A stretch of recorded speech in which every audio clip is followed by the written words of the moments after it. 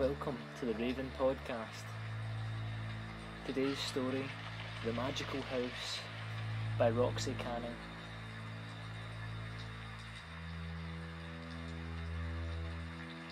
Timidly she pushed back the branches and peered into the clearing. Sunshine drenched the ground as it poured through the canopy above. She'd been following the trail of clues for days, and she finally reached her destination. Were stories true? Was this really the place in her village had talked about for centuries? She hoped her own story would have a fairy tale ending, but in the back of her mind a sickening thought arose. What if something more sinister waited ahead? Jessica walked towards the house with a cunning streak of bravery filling her face. As she walked, she thought about her life. Jessica grew up poor. She was a miller's daughter. Her mother and father were killed during the deadly plague that left Jessica an orphan. She collected wheat from the villagers and made to make straw to sell. It was her 18th birthday 2 days ago, and Jessica had made a wish she would find the hidden house people in her village talked about all her life. Legend had it the house only appeals to pure hearts, and they are guided there by a beam of light. Jessica opened the door and entered the house. It was so large and fit for a princess. She stopped and looked around, taking it all in. On the main wall there was an old painting that seemed to portray great warriors, an open fire underneath, long since lit, and in front of an oak table and chairs looking empty and cold. The house was silent and the surrounding paintwork was done in dark tones. She saw an object on the wall, encased in a purple cloth, and thought she heard a voice coming from beneath. "Come over," the voice said. Did someone just talk? Jessica thought aloud, and in shock she came close and took the cloth off, and there, placed high on the wall, was a mirror. She immediately sensed some sort of magic radiating from the glass. It was well decorated in gold and glistening jewels, and as she looked, it revealed a young man, maybe in his late teens or early 20s, looking back at her instead of her own reflection, trapped in the mirror. "You must be Jessica." "My name is Prince Collins," the mirror said. "How do you know my name?" Jessica said as she picked up a nearby hairbrush, intending, if need be, to use it as a weapon. "Be careful, Jessica, I need your help. It's something urgent," he exclaimed. "I was Prince Collins, the proud prince of the kingdom of Fairy Tale Land. I went on a journey to find the magical house. The people of my kingdom questioned its existence. I entered the house and realised there was a dark curse placed upon it.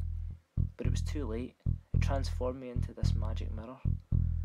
The voice of the house guided me around my new surroundings and told me the only way to break my curse was to ask anyone who enters after me, who has a pure heart, to fill the magical box known as the Magic Broker Box to set me free.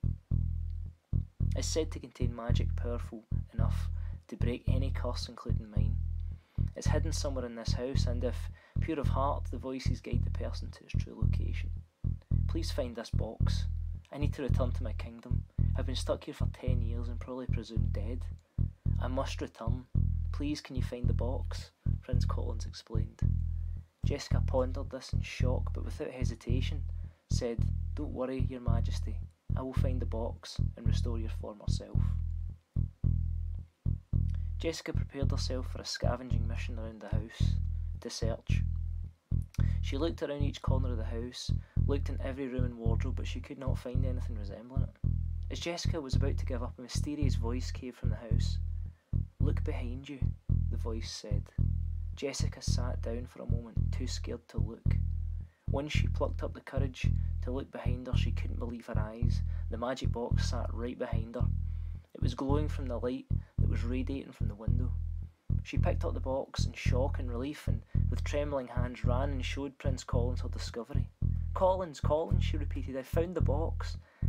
It appeared to me like magic. A voice told me to look behind it, and there it was."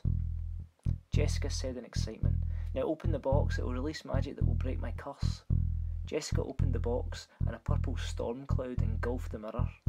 All at once it disappeared and was replaced by the prince standing in his human form. "Thank you, Jessica, for breaking my curse. Would you consider leaving this land and journey with me to my castle?" Prince Collins asked. Jessica cried tears of happiness. Prince Collins and Jessica went outside, the prince feeling air on his face for the first time in years.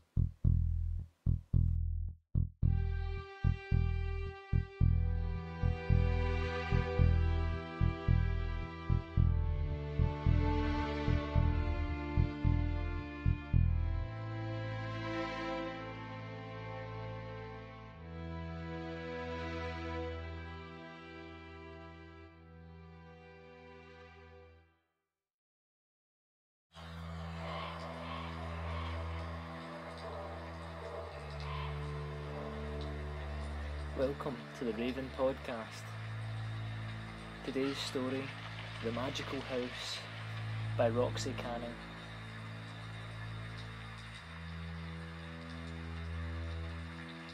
Timidly she pushed back